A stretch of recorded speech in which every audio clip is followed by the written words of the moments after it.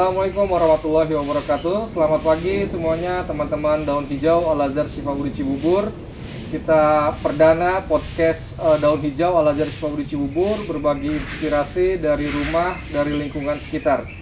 Kali ini kami sedang ada di Rempoa, tepatnya di Green Project Hunian 19 Rempoa, di mana di sini ibu-ibunya berkumpul untuk memanfaatkan lahan yang tidak terpakai menjadi lahan yang berguna dan bermanfaat. Di antaranya adalah dimanfaatkan untuk berkebun. Bagaimana kisah inspirasinya? Kita akan langsung bertanya kepada ibu-ibu semuanya.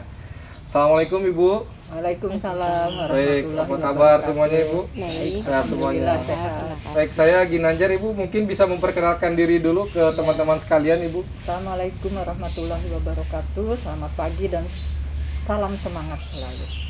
Kami mewakili, saya Trias dengan Ibu Yanti, mewakili teman-teman yang sebenarnya ada 12 orang lebih kali ya sekarang, mewakili Green Project Hunian 19 di Rempoa ini. Itu salam saya, semoga semuanya semangat dan ada manfaatnya dari pembicaraan ini. Ya, baik.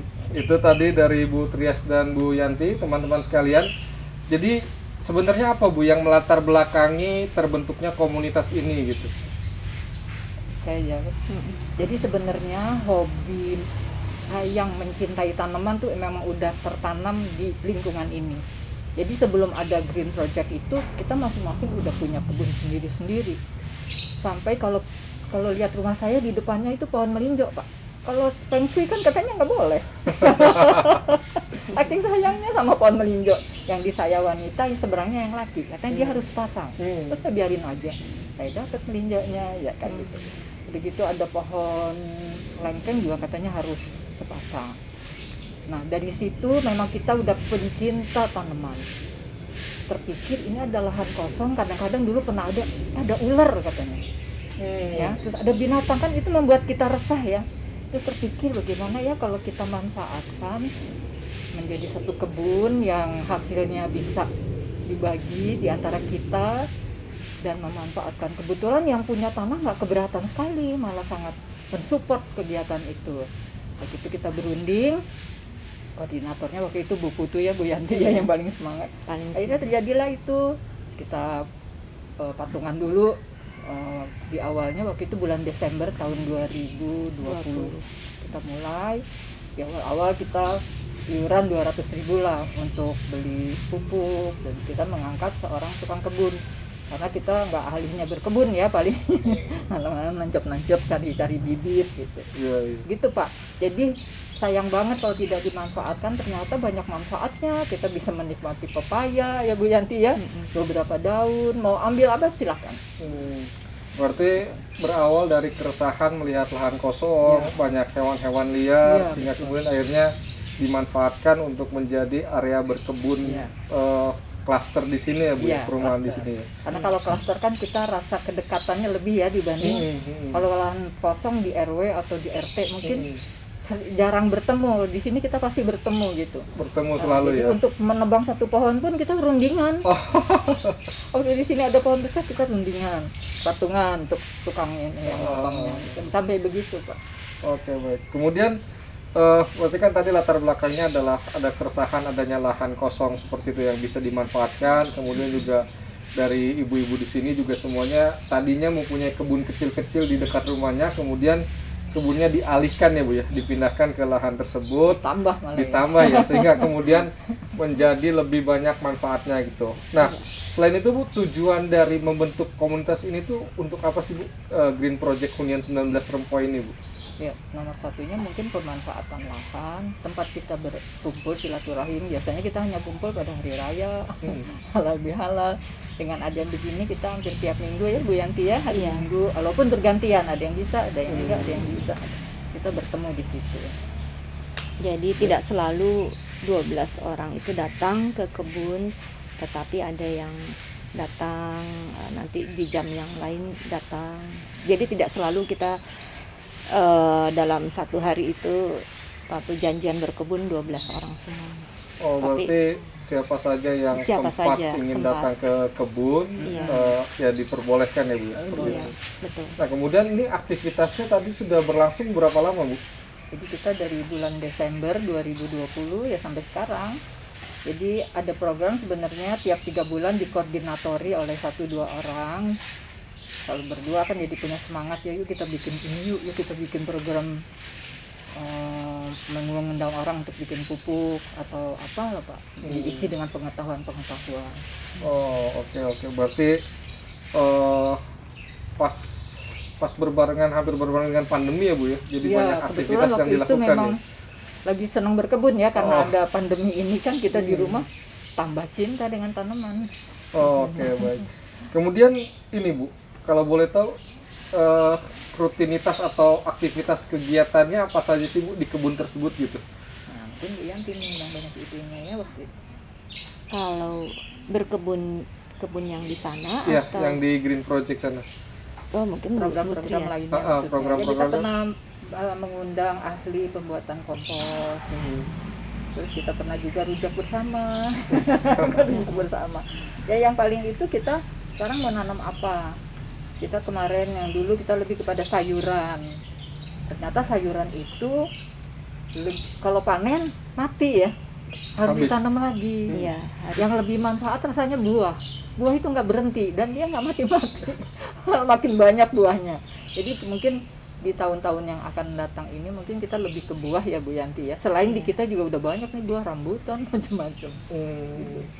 Jadi teman-teman sekalian di komunitas Green Project 19 ini ibu-ibu di sini memanfaatkan lahan untuk tadi selain mereka menanam, berkebun, juga terakhir bisa memetik hasil panennya dibawa ke rumah, kadang juga ngerujak bareng di kebunnya Bu ya. Asik sekali ya ngobrol sambil ngerujak di kebun setelah lelah menanam gitu ya. Baik. Nah, Ibu ini kan aktivitasnya begitu banyak dan padat ya. Untuk masalah biaya nih, mungkin di antara teman-teman sekalian juga ingin membangun kebun seperti ini di rumah, itu membutuhkan biaya yang cukup besar atau segimana Bu estimasi perkiraannya itu, perhitungannya? Di awal-awal kita pupuan ya patungan tuh 200.000. Waktu itu ada berapa Bu Yanti ya? 12 orang kali ya. Iya. Itu memang untuk pengolahan lahan, terus kita buat jalanan itu perlu modal yang lebih besar lah. Terus pupuk dan kita Beli bibit, Ya, beli pupuk, pupuk. selang, air, terus kita menggaji tukang alat-alat, kebun. ya, dan alat-alat seperti pacul dan sebagainya, alat kebun. Jadi perlu memang awal modal cukup besar yang diambil dari patungan atau iuran masing-masing anggota. Tetapi setelah itu dibeli, iurannya bisa berkurang. kurang 50% Jadi, ya. Ya, Hanya membutuhkan modal awal saja ya, Modal awal saja. untuk membeli perlengkapan membangun kebun tersebut ya Bu ya. Biayanya kan antara lain tukang kebun itu kurang lebih dengan 4 kali datang ya kita bayar 1,4 juta ya kalau nggak salah. Iya. Sisanya ya untuk pupuk, untuk pemeliharaan, beli bibit. Kadang-kadang kita juga nyumbang bibit, ada bibit di rumah kita kasihkan. Oh, Iya. jadi bisa saling berbagi ya. iya. Kemudian ini juga Bu, saya lihat di atas meja ini ya teman-teman, ada banyak pemanfaatan dari wadah-wadah bekas yang tidak terpakai, yang biasanya kita buang, ini dimanfaatkan untuk menjadi media tanam atau pot ya. Iya, Ini bisa dijelaskan nggak Bu, gimana nih awal mulanya sehingga kemudian terfikirkan untuk memanfaatkan lahan-lahan bekas seperti ini gitu? baik. Jadi saya senang tanaman dan senang menanam sendiri tanaman. Kalau hanya 1-2 mungkin kalau kita membeli pot murah. Tetapi kalau kita ingin menanam banyak tanaman dan harus membeli pot, rasanya kok mahal ya. Sedangkan saya lihat tub atau kontainer bekas yogurt, bekas minuman, bekas bowl salad, itu ternyata apabila diisi dengan media tanam masih bisa tanaman itu tumbuh, yang artinya tidak perlu kita membuang kontainer plastik ini, tetapi bisa kita manfaatkan untuk menanam. Tinggal membeli alat solder. Itu bisa dibeli di toko bangunan atau toko-toko lainnya yang menjual alat-alat bangunan. Dan modalnya tidak besar. Alat solder itu untuk satu mungkin sekitar antara 70.000 sampai 100 ribuan ya, tergantung besar wattnya. Sehingga dengan hanya modal alat solder dan saya tidak membeli karena ini bekas, jadi minta tetangga, minta saudara-saudara yang punya keluarga. Biasanya kalau berkeluarga itu kan banyak sekali ya jajan dan ini bisa saya manfaatkan untuk menanam. Jadi contohnya seperti ini. Banyak ya, Iya. teman-teman sekalian bisa dilihat di belakang pemanfaatan dari wadah-wadah bekas. Kita semua tahu bahwa plastik itu tidak bisa diurai ya, sangat lama sekali, butuh ratusan tahun untuk mengurai. Nah, daripada kita mencemari lingkungan, kita bisa memanfaatkannya menjadi pot seperti di sini ya. Iya. Seperti di sini banyak sekali, ini kita lihat pot-potnya juga cantik ya Bu ya. Iya. Sehingga menjadi tanaman-tanaman bisa hidup di dalam pot ini ya Bu ya. Tadi Betul. cukup dengan bahan tamannya hanya solder saja ya. Iya. Iya. Kayak gitu. Harus beri bolongan kan supaya Iya. tanaman. Baik. Iya. Selain itu ada pemanfaat kulit ya, kulit buah. Iya. Oh iya, selain memanfaatkan dari lahan bekas ini, ibu-ibu di Green Project Hunian 19 ini juga memanfaatkan sisa-sisa sampah rumah tangga ya, sehingga kemudian dijadikan pupuk ya Bu ya, seperti itu ya. Iya, Mungkin betul. bisa dikasih penjelasan Bu, atau dikasih lihat ke kami semua. Baik. Jadi sekarang ini kan sebetulnya sedang tren kita harus peduli lingkungan. Jadi antara lain limbah-limbah rumah tangga itu ternyata bisa dimanfaatkan menjadi sesuatu yang digunakan di sekitar rumah. Dan salah satunya selain kontainer plastik juga kulit buah atau sayuran. Jadi saya memanfaatkan teman-teman di sini untuk mengumpulkan kulit buah. Misalnya ini contohnya kulit Mangga buah ya? pisang, kulit buah mangga. Iya, maaf. Mangga, jeruk. Kulit buah jeruk. Ini dari tetangga semua. Jadi kita habis makan buah Iya. selalu Kulit buah taruh di freezer. naga. Hanya syaratnya saya minta kepada teman-teman untuk kulit buahnya itu langsung dipisah. Jadi tidak dicampur. Kalau jeruk semua. Kalau misalnya kulit buah mangga semua. Lalu langsung masuk di dalam freezer. Jadi nggak busuk ya. Jadi tidak busuk karena untuk memanfaatkan kulit buah ini Harus fresh ya. harus fresh kulit buahnya supaya tidak ada belatung. Tidak ada juga mikroorganisme yang patogen di dalam nanti pembuatan ekoenzim. Nah, untuk pembuatan ekoenzim itu bisa menggunakan kontainer macam-macam. Ini contohnya kontainer plastik. Ini menjadi ekoenzim ya Bu ya? Iya. Yang dari sampah tadi Iya. ya? Iya. Jadi kulit-kulit buah itu kita bisa manfaatkan untuk membuat ekoenzim atau ekoenzim. Ekoenzim ini memerlukan gula, bisa gula pasir, biasanya boleh yang gula coklat. Kalau gula putih yang kristal itu kurang baik, tapi bisa digunakan. Lalu kulit buah dan air. Jadi kita bisa menggunakan kontainer plastik apa saja sebetulnya, asalkan kontainer plastik itu bersih dan bisa muat untuk pembuatan ekoenzim. Ini disimpan berapa lama Bu sampai dia bisa menjadi pupuk berarti? Iya.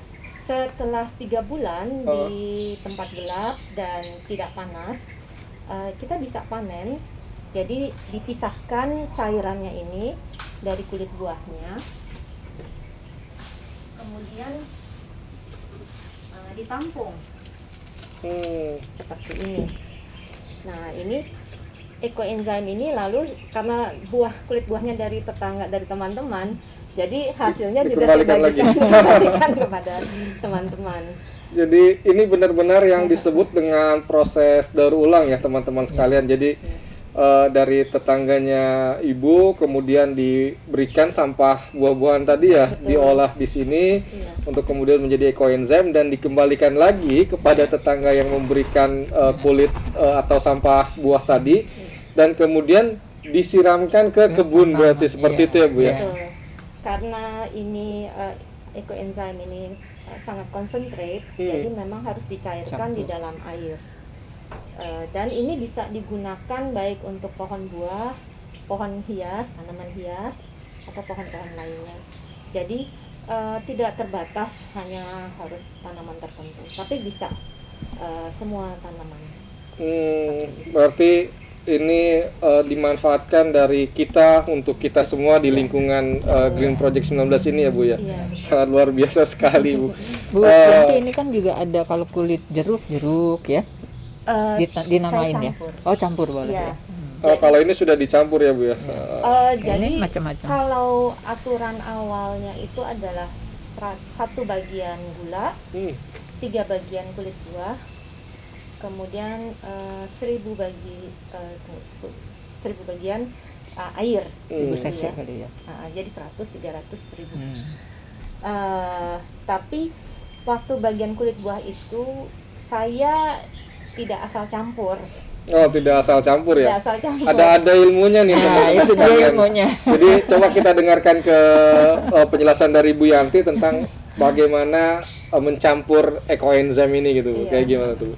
Jadi karena sudah dipisah-pisahkan seperti ini, misalnya 3 bagian kulit buah, maka 3 bagiannya ini bisa saja 100 gram kulit mangga, 100 gram kulit buah naga, 100 gram kulit jeruk. Dan untuk setiap ekoenzim saya selalu gunakan kulit jeruk karena jadi wangi. Gitu. Jadi ini untuk kulit buah. Kalau misalkan saya gunakan sayuran, maka saya tambahkan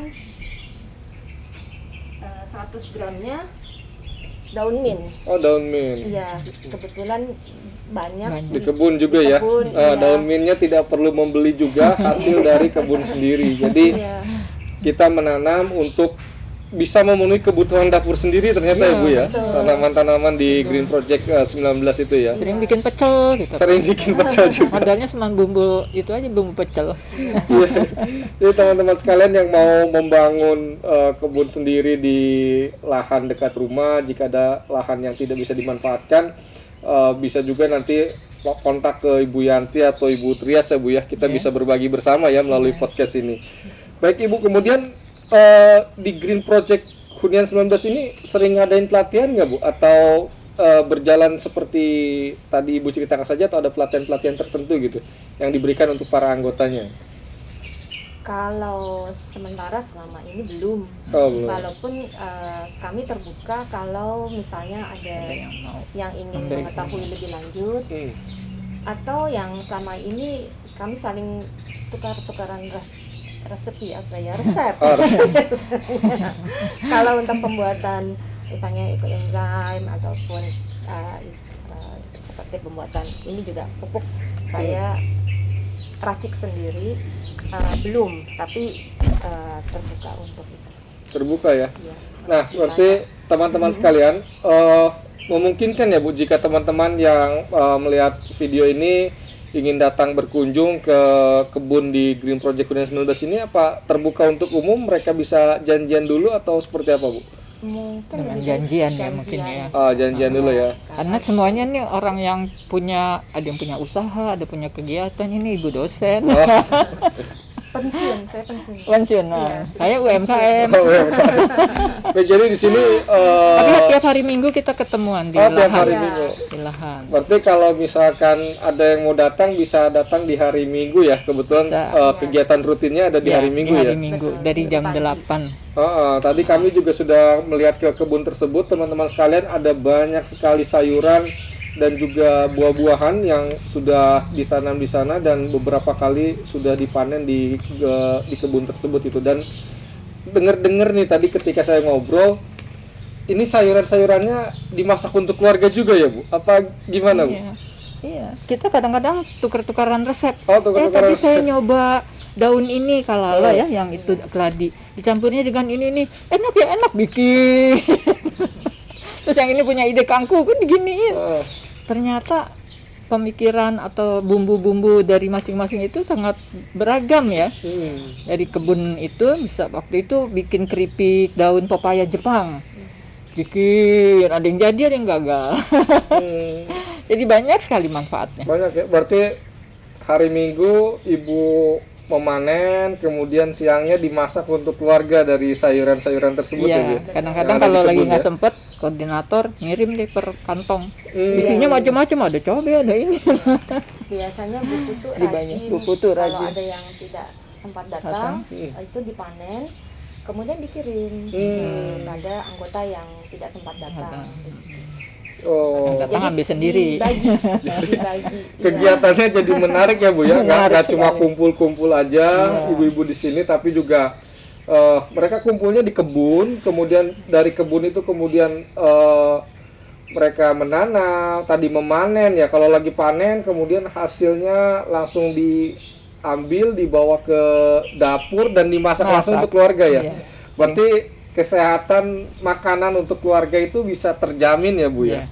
Karena kan kita tahu sendiri bagaimana proses menanamnya ya. Betul. Berarti manfaat lain dari hunian proyek berkebun ini adalah teman-teman bisa memastikan bahwa makanan yang akan dikonsumsi oleh keluarga kita adalah makanan yang benar-benar sehat, yang benar-benar kita tanam sendiri karena kita merawat sendiri dan tahu ya, Bu ya, tahu. bibitnya dari mana, proses menggunakan Pemupukannya. pupuknya juga pupuk alami dan lain Organik. sebagainya gitu. Iya. Nah ini Bu terakhir, kan mungkin nanti akan menjadi semakin besar terus proyek ini ya, Bu. Harapan dan cita-cita Ibu di masa mendatang untuk Green Project Hunian 19 Rempoi ini apa sih, Bu? Bu Yanti. Kalau saya sendiri, saya mengharapkan dalam skala kecil hunian 19 ini, skala besar masyarakat peduli lingkungan yang lebih lagi dibandingkan sekarang. Jadi misalnya dengan mencontohkan pemakaian plastik-plastik kontainer ini, kita tidak hanya membuang benda yang kita anggap tidak bermanfaat, ternyata sebetulnya selain bisa bermanfaat juga mengurangi atau mereduksi sampah di lingkungan. Dan lebih baik lagi adalah kita irit belanja pot. Jadi sebetulnya juga menguntungkan bagi suatu keluarga kalau bisa memanfaatkan plastik-plastik ini,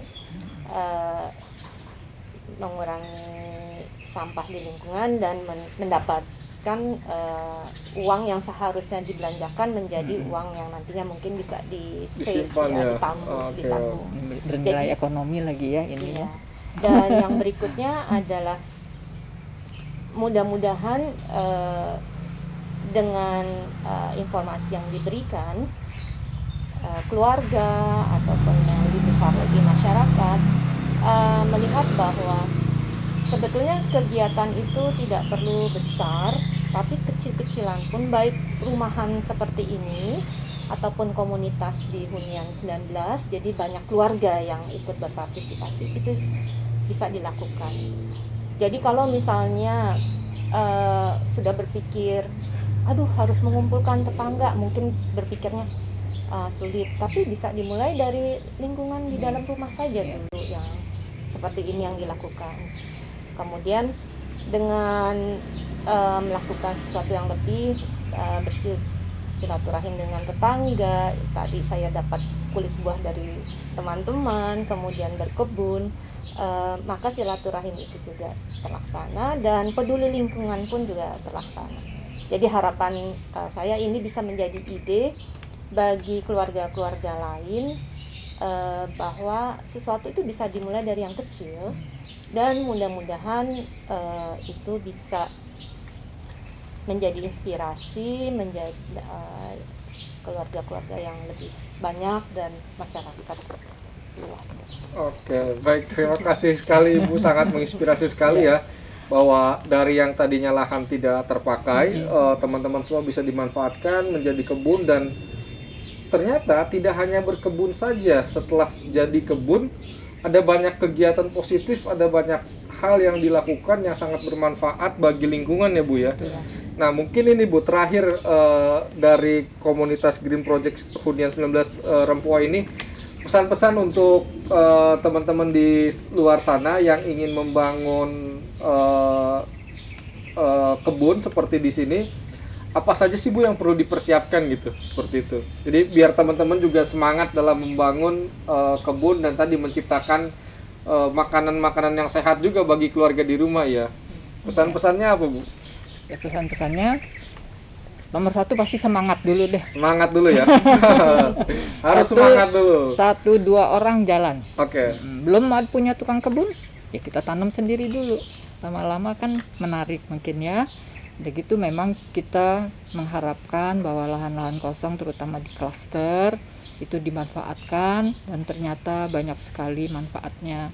Selain silaturahmi, menjaga lingkungan, bernilai ekonomi, kita hemat sekarang nggak beli pot lagi. Begitu juga untuk secara global ya. Tadi saya cerita juga nih mengenai di Departemen KLH ya. Wah, kita juga akan berkunjung deh kalau gitu. Mau dikasih bibit pohon buah katanya. Mudah-mudahan terlaksana ya. Mudah-mudahan Dan ini dapat menularkan kepada semua masyarakat bahwa ayo mulai kita menjaga lingkungan dengan berkebun di lahan kosong biar lebih bermanfaat. Demikian. Oke, baik. Terima kasih banyak Ibu semua, Ibu Trias dan Ibu Yanti atas waktu dan kesempatannya. Nanti di akhir teman-teman akan melihat bagaimana kegiatan dari ibu-ibu di Green Project Hunian 19 Rempoa ini, bagaimana mereka melakukan aktivitas di kebun, menanam dan memanen. Seru sekali. Jadi ini bisa menjadi inspirasi bagi teman-teman semua, bagi siapa saja yang mau melakukan aktivitas tadi menjaga lingkungan dengan berkebun, bisa mencontoh ibu-ibu di Green Project Hunian 19 ini. Baik, terima kasih banyak ibu-ibu semua. Saya Ginanjar dari Daun Hijau Al-Azhar Syifa Budi Cibubur mengucapkan terima kasih atas waktu dan kesempatannya berkunjung ke sini. Mudah-mudahan kita bisa datang lagi nanti, Amin. bermain lagi di sini dan ikut, mungkin kita bisa ikut makan bersama juga di sini ya. Kita menikmati hidangan dari Green Project Hunian 19 Bintaro.